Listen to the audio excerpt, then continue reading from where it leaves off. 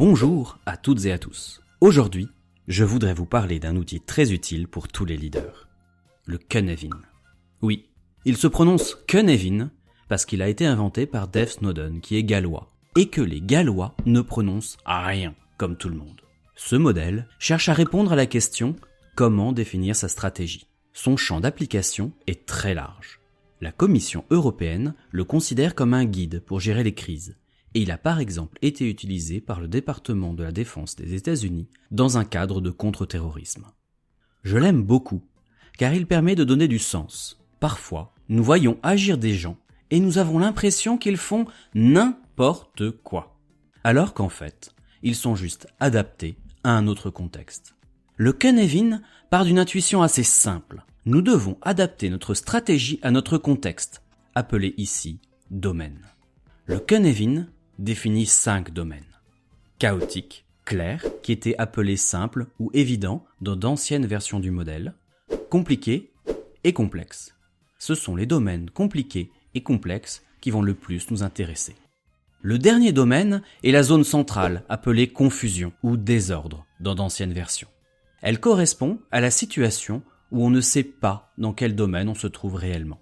En situation de confusion, nous devons déterminer quel domaine s'applique réellement à notre situation. En effet, en fonction du domaine où nous nous trouvons, nous devons penser différemment. Nous allons voir ces domaines en les illustrant avec des exemples de la vie quotidienne et en informatique. Le premier domaine, et un des plus extrêmes, est le domaine chaotique. Par exemple, imaginez que là, maintenant, un terroriste arrive derrière vous avec un couteau. Que faites-vous ? Attention Benjamin, derrière toi, c'est affreux! Normalement, vous n'êtes pas formé à ce genre de situation. La stratégie à appliquer est de commencer par agir pour stabiliser la situation. Dans le cas du terroriste, c'est par exemple jeter le premier objet qui vous passe sous la main au visage de l'agresseur. Cette action réussira ou non, mais de toute façon, si vous ne faites rien, vous êtes mort. Ensuite, on peut observer, par exemple en écoutant s'il y a des coups de feu dans les couloirs, puis répondre de façon plus structurée. En informatique, il n'y a heureusement que peu de situations chaotiques. Ce qui se rapprocherait le plus serait des serveurs de production qui commencent à tomber en cascade. On peut également imaginer une mise en chaos volontaire limitée dans le temps pour libérer la créativité, par exemple dans le cadre d'un hackathon. Dans un contexte chaotique, les relations de cause à effet sont presque impossibles à comprendre. Il n'y a plus vraiment de règles. Potentiellement, même des choses qui paraissent évidentes ne s'appliquent plus. Par exemple, dans le cadre de l'attaque terroriste, tuer quelqu'un sur son lieu de travail devient quelque chose d'acceptable. C'est le domaine des nouvelles pratiques. Il faut se fier à l'instinct et à l'intuition. L'autre extrême est le domaine du clair. C'est le domaine de l'administratif, comme par exemple remplir un formulaire de sécurité sociale. Les relations entre les causes et les effets sont évidents pour n'importe qui normalement constitué. En informatique, ce serait de suivre une procédure ou de développer un bouton au sein d'une interface graphique bien établie. Ici, le système est fortement couplé. Il n'y a pas de degré de liberté. La stratégie à appliquer est d'abord d'observer, puis de catégoriser et enfin de répondre. En gros, on détermine la procédure à suivre et on l'applique. Nous sommes ici dans le cadre de la meilleure pratique. Il n'y a qu'une seule bonne façon de faire. Dans l'exemple du formulaire de sécurité sociale, il faut remplir les champs tels qu'on nous les demande.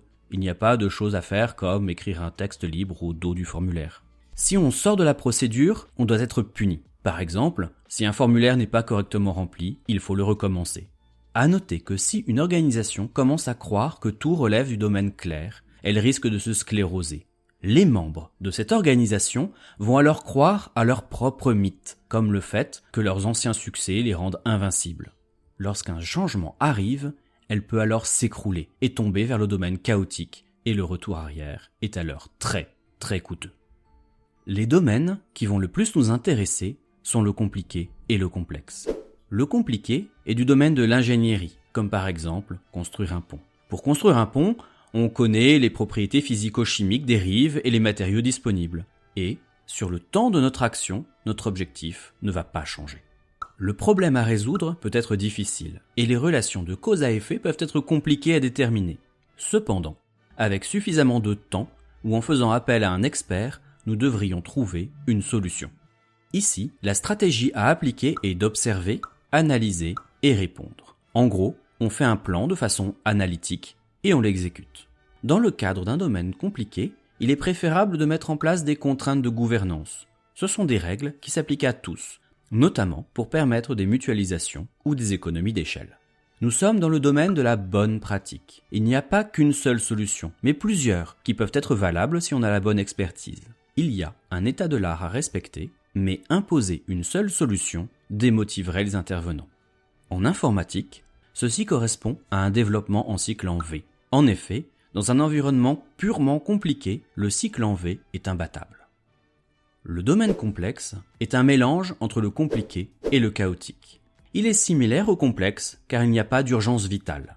On connaît globalement notre objectif, mais on ne connaît pas toutes les données de départ, ou bien elles peuvent évoluer et notre objectif peut changer en cours de route.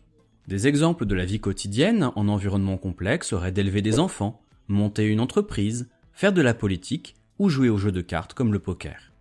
Dans ce type de domaine, les relations entre les causes et les effets ne sont visibles qu'au dernier moment et sont au niveau du système. La stratégie à appliquer est d'explorer, observer et réagir. Cette stratégie ressemble à celle du chaotique. Il faut commencer par faire. Mais contrairement au domaine chaotique, il faut le faire sans se mettre en danger.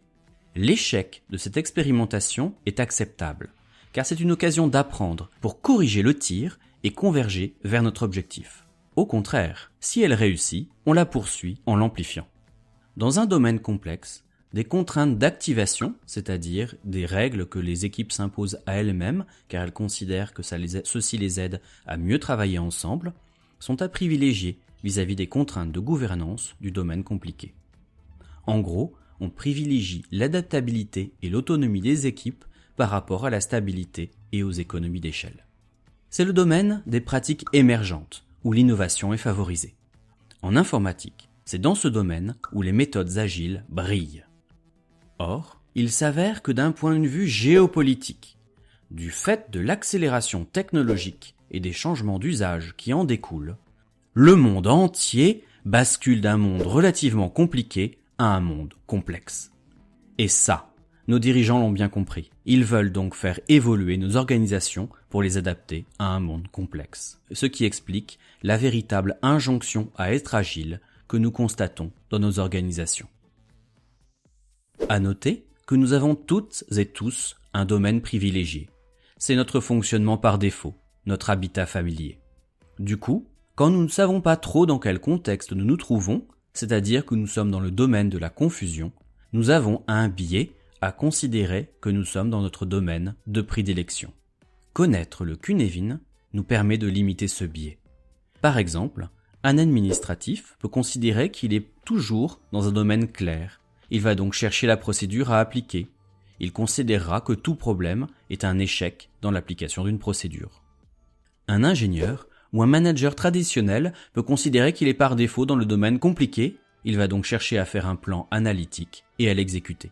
Ceci peut le conduire à une paralysie d'analyse, c'est-à-dire qu'il n'a pas encore fini son plan, qu'il n'est déjà plus valide. Un agiliste ou un joueur de poker peut considérer qu'il est toujours dans le domaine complexe. Il va chercher à expérimenter ou réunir une diversité de points de vue, alors que faire un plan est peut-être plus efficace. Enfin, un dictateur ou un commando peut considérer qu'il est par défaut dans le domaine chaotique. Il va demander les pleins pouvoirs et prendre des actions décisives. Bref, si on manque de recul, quand on a un marteau, tous les problèmes ressemblent à un clou.